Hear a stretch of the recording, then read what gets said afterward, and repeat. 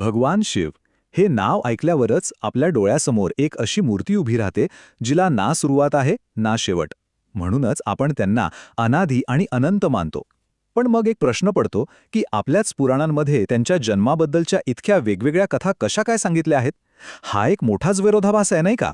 आणि हाच तो प्रश्न आहे जो आपल्याला विचारात पाडतो की ज्याला सुरुवातच नाही त्याचा जन्म कसा होऊ शकतो. चला तर मग आज आपण याच रहस्याचा शोध घेऊया, बघूया या वेगवेगळ्या कथा आपल्याला नेमक्या कुठपर्यंत घेऊन जातात. या शोधात आपण काय काय पाहणार आहोत त्याचीही एक छोटीशी झलक. आपण बोलणार आहोत शिवांच्या शाश्वत विरोधाभासाबद्दल, त्यांच्या निर्मितीच्या काही परस्पर विरोधी कथांबद्दल, प्रकाशाच्या त्या अनंत स्तंभाच्या गोष्टीबद्दल, मग एका रडणाऱ्या मुलाची कहाणी आहे, त्यांचे दिव्य आईवडील कोण होते हे पाहूया, आणि शेवटी ते विश्वाचे पहिले गुरु कसे बनले हे सुद्धा जाणून घेऊया. चला मग सुरुवात करूया. बरं, सगळ्यात आधी आपण शिवपुराणाकडे वळूया, कारण तिथेच शिवांच्या अस्तित्वाचं मूळ सापडतं.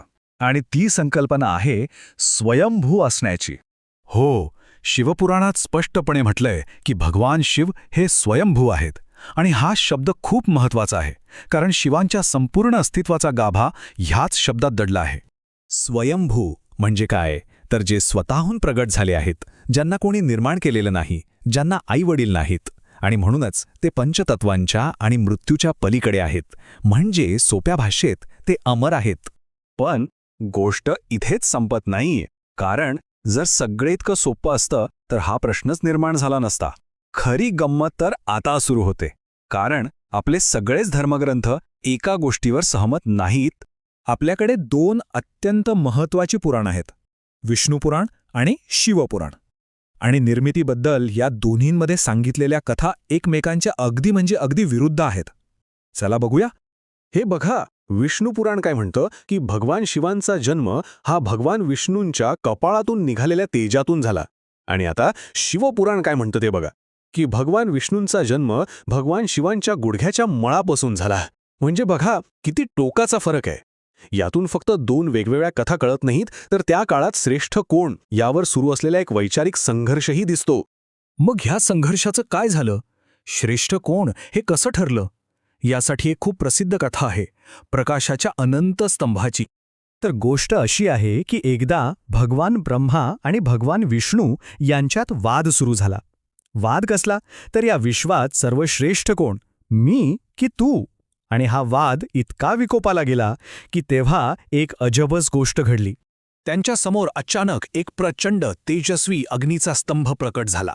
असा स्तंभ ज्याचा ना वरचा भाग दिसत होता न खालचा.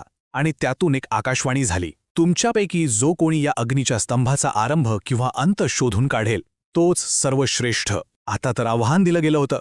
मग काय, ब्रह्माजींनी लगेच एका पक्षाचं रूप घेतलं आणि त्या स्तंभाचं टोक शोधायला वरच्या दिशेने झेपावले.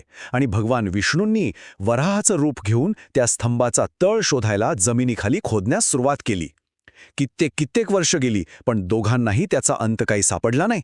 शेवटी थकून भागून दोघेही परत आले. आणि ज्या क्षणी त्यांनी आपली हार मान्य केली, त्या अग्नीच्या स्तंभातून स्वतः भगवान शिव प्रकट झाले.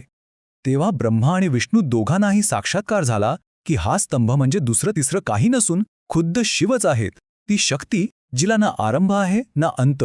आणि इथे पुन्हा एकदा तेच सिद्ध झालं, शिव स्वयंभू आहेत. बरं, ही झाली एक गोष्ट. आता आपण विष्णू पुराणातील एका अगदी वेगळ्या कथेकडे वळूया. इथे शिवांचा जन्म एका खूपच वेगळ्या परिस्थितीत होतो. गोष्ट अशी आहे की सृष्टीची रचना करताना ब्रह्मदेवाला एका पुत्राची आवश्यकता भासली. त्यांनी त्यासाठी कठोर तपश्चर्या केली आणि त्यांच्या तपश्चर्येला फळ आलं. त्यांच्या मांडीवर एक लहान बाळ प्रकट झालं. पण ते बाळ खूप रडत होतं. ब्रह्मदेवाने विचारलं, बाळा का रडतोयस? तर ते बाळ म्हणालं, माझं नाव नाहीये म्हणून मी रडतोय. ब्रह्मदेवाने त्याचं नाव ठेवलं रुद्र, ज्याचा अर्थच होतो रडणारा. पण तरीही ते बाळ रडतच राहिलं. मग काय, त्याला शांत करण्यासाठी ब्रह्मदेवाने एकामागून एक त्याला नवीन नावं द्यायला सुरुवात केली. 1, 2, 3 असं करत करत ब्रह्मदेवांनी त्या बाळाला किती नावं दिली असतील? तब्बल 108 नावं. आणि यात पशुपती, महादेव, ईशान अशी अनेक नावं होती जी आज आपण वापरतो. या कथेनुसार हीच ती 108 नावं आहेत जी भगवान शिवाची ओळख बनली. आतापर्यंतच्या कथांमध्ये आपण पाहिलं की शिव सर्वश्रेष्ठ आहेत किंवा ब्रह्मा आणि विष्णू यांच्यात श्रेष्ठत्वाचा वाद आहे. पण एक ग्रंथ असा आहे जो या संपूर्ण समीकरणालाच बदलून टाकतो. श्रीमद देवी महापुराणानुसार ब्रह्मा, विष्णू आणि शिव हे तिघेही कुणाची तरी मुलं आहेत. या कथेनुसार नारद मुनी एकदा आपले वडील ब्रह्मदेवांना विचारतात की हे पिताश्री, या विश्वाचे निर्माते तुम्ही आहात, तर तुमचे निर्माते कोण, तुमचे आईवडील कोण? तेव्हा ब्रह्मदेव एक मोठं रहस्य सांगतात. ते म्हणतात की ते भगवान विष्णू आणि भगवान महेश या तिघांची आई आहे आदिशक्ती देवी दुर्गा म्हणजेच प्रकृती, आणि पिता आहेत काळ सदाशिव म्हणजेच परब्रह्म. तर आपण इतक्या वेगवेगळ्या कथा पाहिल्या, जन्माच्या, श्रेष्ठत्वाच्या, पण या सगळ्याच्या पलीकडे जाऊन विचार केला तर शिवांचा जन्म कसा झाला यापेक्षा त्यांचे या विश्वातलं स्थान काय आहे हे समजून घेणं जास्त महत्त्वाचं नाही का?